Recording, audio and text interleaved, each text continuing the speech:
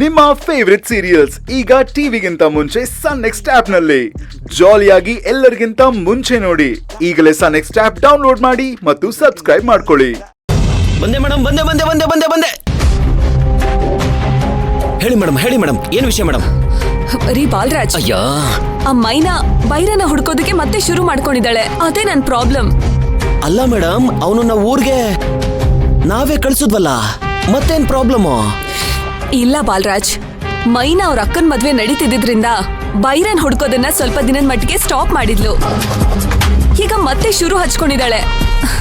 ನನಗೇನ್ ಮಾಡೋದಂತಾನೆ ಅರ್ಥ ಆಗ್ತಿಲ್ಲ.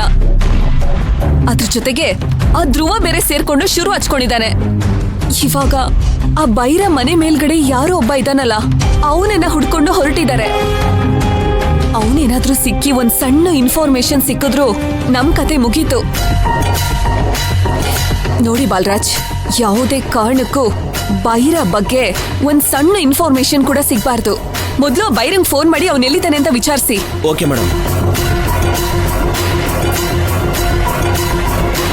ಮೇಡಮ್, ನಾಟ್ ರೀಚೇಬಲ್ ಬರ್ತಾ ಇದೆ. ಸರಿ, ಆ ಬೈರ ಸ್ಟೇ ಮಾಡಿರೋ ಕಡೆ ಯಾರ್ದಾದ್ರೂ ನಂಬರ್ ಇಟ್ಕೊಂಡಿದ್ದೀರಾ? ಇಲ್ಲ ಮೇಡಮ್. ಹೇಗ್ರಿ ಇಷ್ಟೊಂದು ಇರ್ರೆಸ್ಪಾನ್ಸಿಬಲ್ ಆಗಿ ಬಿಹೇವ್ ಮಾಡ್ತೀರಾ? ಯಾರ್ದಾದ್ರೂ ಒಂದ್ ನಂಬರ್ ಇಟ್ಕೊಂಡಿರ್ಬೇಕು ತಾನೆ. ಅದನ್ನೇ ತಾನೇ ನಿಮ್ಗೆ ಹೇಳಿದವತ್ತು. ಮೇಡಮ್, ನಾವು ಅವತ್ತು ಪಾರ್ಟಿಲಿ ಕೊಟ್ಟಿದ್ದು ಬರೀ ಡ್ರಿಂಕ್ಸ್ ಮಾತ್ರ, ಏನು ಪ್ರಾಬ್ಲಮ್ ಆಗಲ್ಲ ಅಂತ ನೀವೇ ತಾನೇ ಮೇಡಮ್ ಹೇಳಿದ್ದು. ಹಾಗಿದ್ಮೇಲೆ ಅವಳಿಗೆ ಏನಾದ್ರೂ ಹುಷಾರಿಲ್ಲ ಅಂದ್ರೆ ಒಳ್ಳೆ ಹಾಸ್ಪಿಟ್ಲ್ ತೋರ್ಸೋದಿಕ್ ಹೇಳಿ. ಅದ್ ಬಿಟ್ಟು ಆ ಭೈರ ಎಲ್ಲಿದ್ದಾನೆ, ಅವಳಿಗೇನೋ ಹುಷಾರಿಲ್ಲ, ಅವನ್ನೇನ್ ಮಾಡ್ಬೇಕು ಅಂತ ಅವನಿಗೆ ನಾವು ಊಟ ಕೊಟ್ಟು ನಾವ್ ಯಾಕೆ ಮೇಡಮ್ ಇಷ್ಟೊಂದು ಟೆನ್ಷನ್ ಮಾಡ್ಕೋಬೇಕು? ನೋಡಿ ಬಾಲರಾಜ್, ನೀವು ಬೇರೆ ವಿಷಯದಲ್ಲಿ ಕೇರ್ಲೆಸ್ ಆಗಿರೋ ತರ ಈ ವಿಷಯದಲ್ಲಿ ಕೇರ್ಲೆಸ್ ಆಗಿದ್ರೆ ನನಗಿಷ್ಟ ಆಗಲ್ಲ. ಬೈರ ಯಾವಾಗ ಕಾಲ್ ಮಾಡಿದ್ರು ಸರಿ, ಅವನ್ ಯಾವುದೇ ಪ್ಲೇಸ್ ಅಲ್ಲಿದ್ರು ಆ ಪ್ಲೇಸ್ ಇಂದ ಇಮಿಡಿಯೇಟ್ ಆಗಿ ಶಿಫ್ಟ್ ಆಗೋದಕ್ಕೆ ಹೇಳಿ. ಹಾಗೆ ಇಲ್ಲಿ ಅವನಿರೋ ಮನೆ ಮೇಲ್ಗಡೆ ಇರೋ ಫ್ರೆಂಡ್ ಹತ್ರ ಯಾವುದೇ ಒಂದ್ ಸಣ್ಣ ಇನ್ಫಾರ್ಮೇಶನ್ ಕೂಡ ಕೊಡಬಾರ್ದು, ಮಾತೇ ಆಡಬಾರ್ದು ಅಂತ ಹೇಳಿ.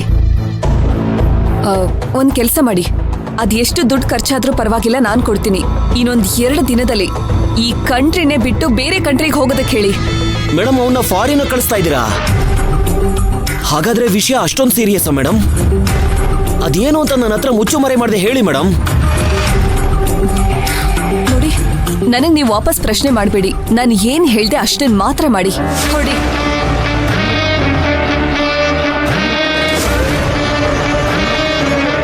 ತಿರ್ಬೋಕಿ ನನ್ನ ಮಗನಿಗೆ ಫಾರಿನ್ಗೆ ಹೋಗೋ ಟೈಮ್ ಬಂದ್ಬಿಡ್ತಲ್ಲ ಮೇಡಮ್. ಇರ್ಲಿ, ಹೋಗಿ ಬರ್ತೀನಿ ಮೇಡಮ್. ಟಿಕೆಟ್ ಬುಕ್ ಮಾಡ್ಕೊಂಡೇ ಬರ್ತೀನಿ.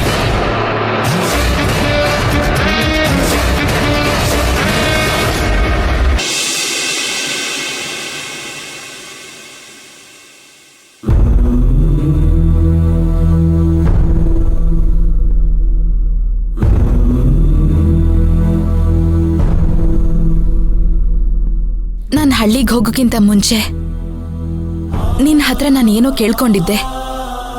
ನಮ್ಮ ಅಕ್ಕನ ಮದ್ವೆಗೆ ಯಾವ ವಿಘ್ನನೂ ಬರಬಾರ್ದು, ನಾನು ಗರ್ಭಿಣಿ ಆಗಿರೋ ವಿಷಯ ಯಾರಿಗೂ ಗೊತ್ತಾಗಬಾರ್ದು ಅಂತ ಕೇಳ್ಕೊಂಡಿದ್ದೆ. ಆದ್ರೆ ನೀನು ಇಡೀ ಊರಿಗೆ ಈ ವಿಷಯ ಗೊತ್ತಾಗಂಗ್ ಮಾಡ್ಬಿಟ್ಟೆ.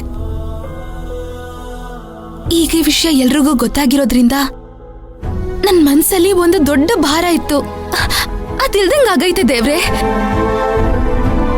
ನನ್ನಲ್ಲಿದ್ದಿದ್ದ ಸಮಸ್ಯೆ ನಾನು ಯಾರಿಗೂ ಹೇಳ್ಕೊಳಕ್ಕಾಗ್ದೆ, ನನ್ನೆಲ್ಲ ಧೈರ್ಯ ಇಲ್ದೆ ನಮ್ಮ ಅಕ್ಕನ ಮದ್ವೆ ಆಗಿದ ತಕ್ಷಣ ನಾನು ಎಲ್ಲಾದ್ರೂ ದೂರ ಹೋಗ್ಬಿಡಮ್ಮ ಅಂತ ನಿರ್ಧಾರ ಮಾಡ್ಕೊಂಡಿದ್ದೆ. ಆದ್ರೆ ಈಗ ಈ ವಿಷಯ ಎಲ್ರಿಗೂ ಗೊತ್ತಾಗಿರೋದ್ರಿಂದ ನನ್ನೊಳಗಡೆ ನನಗೆ ಗೊತ್ತಿಲ್ದಿರೋ ತರ ಏನೋ ವೈರಾಗ್ಯ ಬಂದೈತೆ. ಇಡೀ ಊರವ್ರ ಮುಂದೆ ನಮ್ಮನೆಯವ್ರಿಗೆ ನನಗೆ ಅವಮಾನ ಆದಾಗ ನನ್ನ ರಕ್ತ ಸಂಬಂಧಿಕರು, ನನ್ನವರು ಎಲ್ರು ನನ್ನ ಪರವಾಗಿ ನಿಂತ್ಕೊಂಡ್ರು. ನನ್ನನ್ನು ಯಾರು ಬಿಟ್ಕೊಡ್ಲಿಲ್ಲ. ಅದನ್ನೆಲ್ಲ ನೋಡಿದ್ಮೇಲೆ ಇನ್ನೀ ಜೀವನದಲ್ಲಿ ಎಷ್ಟೇ ದೊಡ್ಡ ಕಷ್ಟ ಬಂದ್ರು ಅದನ್ನೆಲ್ಲ ನಾನು ಧೈರ್ಯವಾಗಿ ಎದುರಿಸ್ಬೇಕು ಅನ್ನೋ ಛಲ ಬಂದೈತೆ.